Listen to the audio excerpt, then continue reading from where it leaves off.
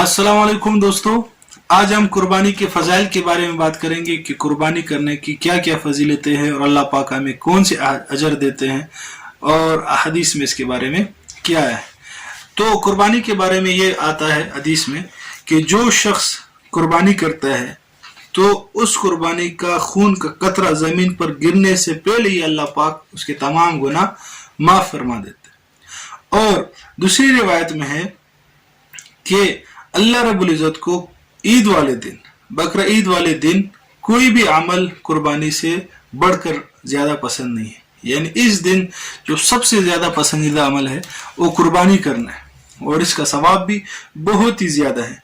और ये हदीस में ये है कि कुर्बानी जो शख्स करता है तो क़यामत के दिन ये कुर्बानी अपने खुरों के साथ, खून के साथ, सींगों के साथ आएगी और अल्लाह पाक उसको उसके नामे अमाल में डाल देगा और 70 गुना उसका वजन बढ़ा दिया जाएगा और उसको मीज़ान में रख दिया जाएगा। और कुर्बानी का जानवर जो इंसान खरीदता है उस पे जो पैसे खर्च करते हैं, रिवायत में है कि ईद के दिन कुर्बानी का जानवर खरीदने के लिए पैसे खर्च करना अल्लाह ताला के यहाँ दूसरी चीज़ों में पैसे खर्च करने से ज़्यादा अफजल है। यानी कि अल्लाह के यहाँ जो शख्स कुर्बानी के लिए पैसे खर्च करता है वो बहुत ही पसंदीदा है। फिर आगे ये सुन्नत इब्राहिमी है, हज़रत इब्राहिम अलैहिस्सलाम की सुन्नत है और हुज़ूर सल्लल्लाहु अलैहि वसल्लम ने अपनी 10 साल जिंदगी में जो आप सल्लल्लाहु अलैहि वसल्लम ने हिजरत के बाद गुजारे, एक भी साल कुर्बानी कज़ा नहीं की और हर साल की, लेकिन हज सिर्फ एक मरतबा की, कुर्बानी हर साल की।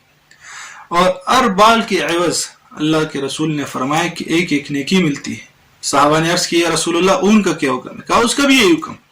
तो कितनी बड़ी बात है, एक एक बाल पे एक एक नेकी, कोई इसको काउंट भी नहीं कर सकता, कोई कैलकुलेटर उसको काउंट नहीं कर सकता। अब जब इस किसी शख्स पर कुर्बानी वाजिब है तो उसको चाहिए कि कुर्बानी करे।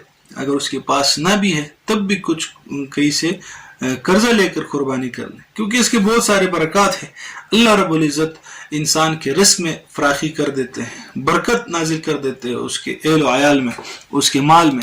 बहुत सारे लोगों को देखा कि मामूली बानों की वजह से अपने इस कुर्बानी को नहीं करते और हीले और बहाने ढूंढते हैं कि मेरे ऊपर कुर्बानी नहीं है और मसाइल ऐसे तोड़ मड़ोड़ कर पूछते हैं कि कहीं ना कहीं हमें पता चल जाए कि हमारे ऊपर कुर्बानी नहीं है। हमारे एक दोस्त है, उनका बेटा हुआ तो उन्होंने अपने भाई से कहा, हमारे एक दोस्त है उनके भाई का बेटा हुआ तो हमारे दोस्त ने उनसे कहा कि आप अकीका कर लें, इससे जो बच्चा है उसकी जितनी भी बीमारियां हैं वो भी ख़त्म हो जाएगी और अल्लाह रब्बुल इज़्ज़त पे खुश हो जाएंगे। ये अल्लाह के रसूल का हुक्म है।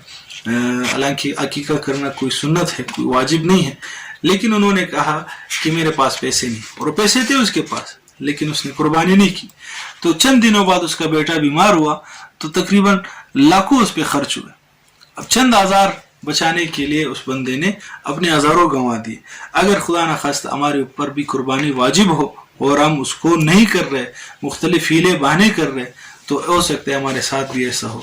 तो अल्लाह के लिए हमको कोशिश करनी चाहिए कि कुर्बानी कर ले। अगर किसी के यहाँ उसत हो तो उसे चाहिए कि हुज़ूर सल्लल्लाहु अलैहि वसल्लम की तरफ से भी कुर्बानी करे। उसका फ़ायदा ये है कि हुज़ूर सल्लल्लाहु अलैहि वसल्लम क़यामत के दिन शफ़ाअत करेंगे उस शख्स की जो शख्स उसके लिए कुर्बानी करता रहे। आप सल्लल्लाहु अलैहि वसल्लम ने अपनी उम्मत के लिए कुर्बानी की और इंसान की तमाम उलझने परेशानियां ख़त्म हो जाती है कुर्बानी करने से। तो हमें चाहिए कि कुर्बानी करे। अगर ऐसा ना हो तो खुदा ना खास्ता हमारे रिस्क की बरकत न उठा ली जाए। और इसका असल ये, कुर्बानी का असल क्या है, कुर्बानी से हमें क्या सबक मिलता है? कुर्बानी से हमें यह सबक मिलता है कि अपने तमाम ख्वाहिशात, जितनी भी नफसानी ख्वाहिशात है जो हमें गुनाह की तरफ ले जा रही है, वो अल्लाह के हुक्म के सामने हमें उसको कुर्बान करना चाहिए। और अगर बेटा ज़िबा करने का हुक्म होता तो हम उसको भी कुर्बान करते, इस जज्बे के साथ कुर्बानी करनी चाहिए। और तीसरा सबक हमें ये मिलता है कि अल्लाह के नज़दीक तमाम जितने भी एहल वयाल और बच्चे हैं, माल है, वो आपको उससे ज़्यादा मोहब्बत नहीं होनी चाहिए, बल्कि अल्लाह से ज़्यादा मोहब्बत होनी चाहिए और अपने एहल वयाल से मोहब्बत होनी चाहिए, लेकिन इतनी भी ना हो कि वो अल्लाह के अहकामात में रुकावट का सबब बन जाए। کہ ایسے نہ ہو کہ بچوں کے لیے مال کماتے کماتے ہم دنیا سے رخصت ہو جائے اور اللہ کا کوئی بھی حکم بجا نہ لائے. تو یہ قربانی سے ہمیں سبق ملتا ہے. اور قربانی نہ کرنے پر بہت سخت وعید آپ صلی اللہ علیہ وسلم نے فرمائی ہے. کہا کہ جو مالی وسعت کے باوجود قربانی نہ کرے ایسا شخص ہماری عیدگاہ بھی نہ آئے.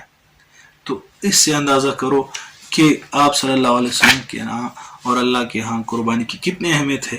ہمیں چاہیے کہ ہم قربانی کرنے والے بن جائیں اور دوسروں کو بھی اس کی ترغیب دے. ویڈیو پسند آئی تو اس کو آگے شیئر کر لے. تعاون علی البر، نیکی کے کاموں میں ایک دوسرے کے ساتھ تعاون کرے اور سپورٹ کرے ہمیں، تاکہ اچھی نئی ویڈیوز، اسلامی باتیں اور صحیح مستند باتیں آپ کے سامنے ہم پیش کریں. اور آپ اپنے دوستوں کے ساتھ اس کو شیئر کریں. چینل سبسکرائب نہیں کیے تو سبسکرائب کر لیں. اور ہماری دوسری ویڈیوز تاریخ اسلام وغیرہ اس کے لنکس ڈسکرپشن میں موجود ہے، وہ دیکھ لیں تاکہ آپ کو دین کا مکمل علم مل جائے. السلام علیکم.